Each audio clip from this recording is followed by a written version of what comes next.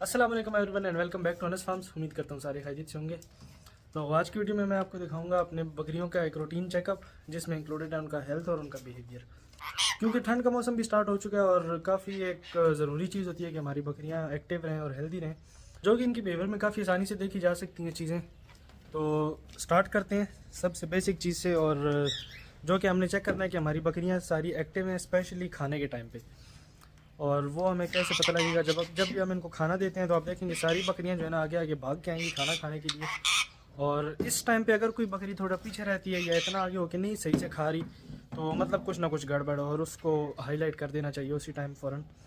और जैसे कि मैं इनको खाना दिया हुआ है और सारी बकरियाँ जो हैं वो खा रही हैं। अब ये एक खुरली में आ जाता है, बार बार इसको बाहर भी निकालते हैं लेकिन नहीं निकलता। तो अभी जैसे ही इनका खाना देखते जाते हैं तो सारे भाग के फ़ौरन आ जाते हैं, तो मतलब सारे जो है ना इस तरह से एक्टिव हैं। तो इस केस में अगर कोई भी बकरी आगे आके खा नहीं रही है, एक्टिव नहीं है या थोड़ी वीक लग रही है, तो उसको फ़ौरन हाईलाइट कर लेना चाहिए और उनको अलग कर लेना चाहिए। या अगर आपके पास इतनी अलग करने की जगह नहीं है तो उसकी तो ट्रीटमेंट करनी चाहिए।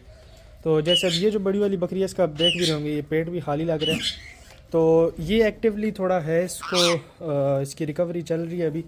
तो थोड़ा सा ये कम खाती है लेकिन वज़न इसका मेंटेन हुआ है। और सेकेंडली एक और चीज़ भी देखना काफ़ी ज़रूरी है कि जब भी इनको खाना दें तो इनकी खुरली जो है वो साफ़ हो और फीड में कुछ भी गंदगी ना हो। जैसे कि अभी देख सकते हैं, बिल्कुल मैं इनको फ्रेश मार रही है उसको।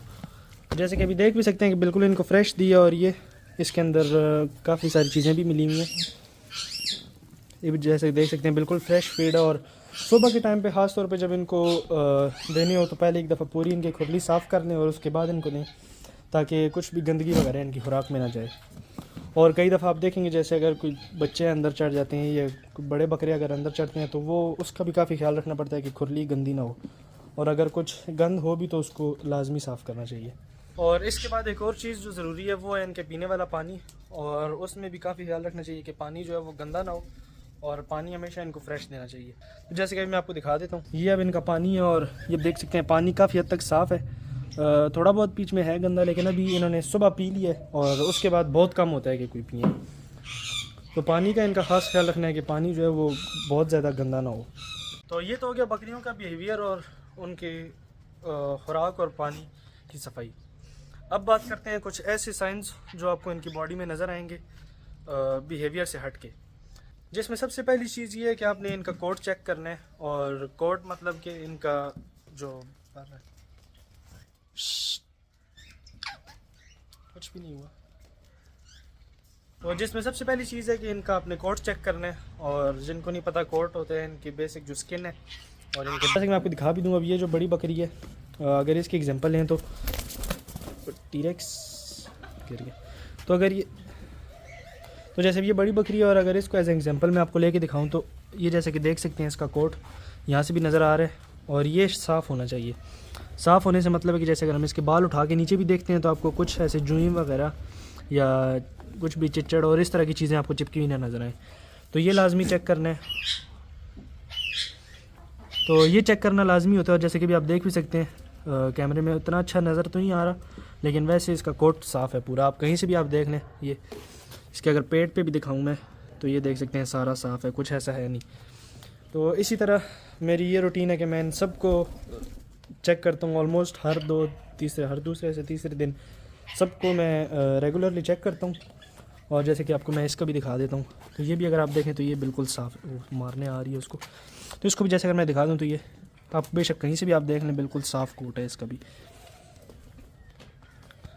तो इस चीज़ का ये फ़ायदा है कि इनको कोई जुएँ वगैरह या कोई चिचड़ अगर लगी हो तो वो लगातार इनका खून पीते हैं, और कई दफ़ा उससे इनको पैरासाइट भी हो सकता है, जैसे कि ऑलरेडी मेरे साथ हो चुका था। दो जानवर जो मेरे उनकी डेथ हुई थी ब्लड पैरासाइट की वजह से। तो ये चीज़ काफ़ी ज़रूरी होती है चेक करना, और ये इसके काफ़ी ज़्यादा केसेस होते हैं और लोगों को पता भी नहीं चलता कि हमारे जानवर के साथ हुआ क्या है। तो वो दिखने में ऐसे ही लगता है कि जानवर की टांगों में जान नहीं है और उससे खड़ा नहीं होने, और आप ट्रीटमेंट तब शुरू करते हो लेकिन तब तक बहुत देर हो चुकी होती है और खून उनका ऑलरेडी ख़त्म होता है एक किस्म का। और जिसकी मेन रीज़न ये होती है कि इसके स्किन के ऊपर जुएँ होती हैं जो कि खून पीती हैं, और उसके साथ साथ उनसे वो बैक्टीरिया और वो जो है ना वायरसेस उनके ब्लड के अंदर चले जाते हैं। इसके साथ एक और चीज़ जो चेक करने वाली वो है बकरियों की आंखें। और इससे भी आपको बकरियों की ओवरऑल हेल्थ के बारे में पता चलता है, और वैसे भी पता चलता है कि इनका ब्लड कैसा है, और खून की अगर कमी हो या वो अगर उसमें कुछ गड़बड़ हो तो वो भी इससे ईज़िली पता चल जाती है। और जिसका चेक करने का तरीका है कि आप इसकी अगर पलक को ऐसे नीचे की तरफ करके देखेंगे तो जैसे अंदर अगर कलर जो है वो लाइट पिंक है या पिंक कलर है या इवन अगर रेड की तरफ भी है, काफ़ी डार्क कलर है, तो वो एक अच्छा साइन है और एक हेल्दी साइन है। लेकिन अगर उसका कलर जो है वो पेल है, मतलब पीलापन है कलर में, या थोड़ा ऐसे सफ़ेद सा कलर है, तो वो जो है मतलब काफ़ी जो है ना शदीद खून की कमी का एक साइन है। तो मैं आपको एक दफ़ा करके भी दिखाता हूँ किस तरह चेक करना है। आँख को आपने ऐसे करके नीचे की तरफ करना है और ऐसे करके चेक करना है। तो कलर अंदर से पिंक है, तो मतलब उम्मीद आपको सही से नज़र भी आ गया होगा। तो जैसे कि आपने देखा, और वो जो कलर होता है वो आपको दिखाता है कि काफ़ी हद तक जो है ना मतलब खून काफ़ी अच्छा है इसमें। तो जो ये हमारा स्पेसिफिक बकरा जिसका मैंने आपको दिखाया है वाइट वाला, ये अभी रिकवर कर रहे हैं एनीमिया से, तो इसको भी खून की कमी थी। और पिछली कुछ वीडियो में आपने देखा भी होगा इसके बारे में, मैंने इसके बारे में बताया भी था। तो ये एक तरीका है चेक करने का कि इनकी ब्लड की हेल्थ कैसी है या ब्लड इनकी बॉडी में कैसे है। तो ये भी मैं फ्रीक्वेंटली सारी बकरियों को चेक करता हूँ, कभी हर 2-3 दिन के बाद चेक कर लिया। तो ये चीज़ मुझे पहले नहीं पता थी कि ऐसे करके चेक हो सकता है, लेकिन वही बात है कि बंदा गलतियों से सीखता है या कुछ भी ऐसा होता है जिससे बंदे को सीख मिलती है। तो ये भी मुझे तब सीखने को मिला था जब पहला एनीमिया का केस हुआ था फार्म पे। तो इसके अलावा जो कुछ और चीज़ें हो सकती हैं वो आप चेक कर सकते हैं कि इनका मुंह का एरिया, और जिसमें आता है कि इनको फ्लू वगैरह ना हो, मतलब नाक से डिस्चार्ज ना हो, और उसमें भी अलग अलग टाइप्स हो सकती हैं।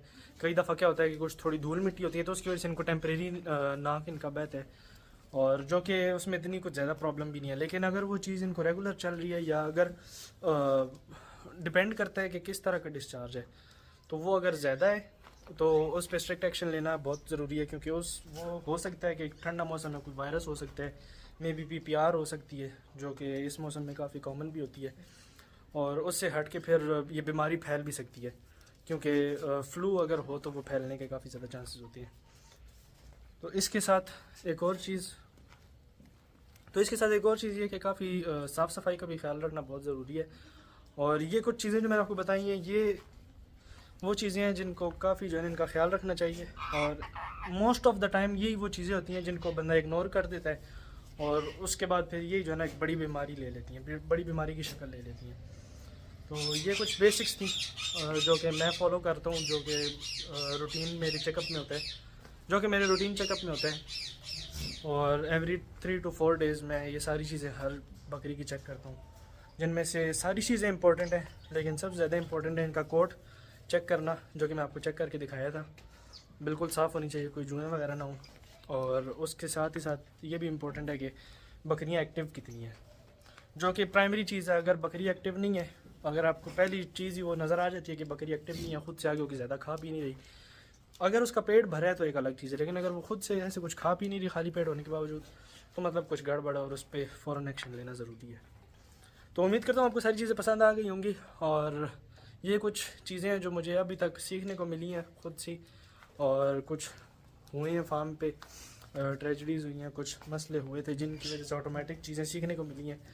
तो उम्मीद करता हूँ आपको समझ आ गई होगी, और ये कुछ ज़रूरी चीज़ें हैं जिनका ख्याल रखना काफ़ी ज़रूरी है। तो अगर आपको कोई चीज़ समझ नहीं है, आप कमेंट में लाजमी पूछ सकते हैं, और उसके साथ साथ अगर आपको कुछ सजेशन हो या मैंने कोई चीज़ मिस कर दी हो उसके बारे में लाजमी बताइएगा।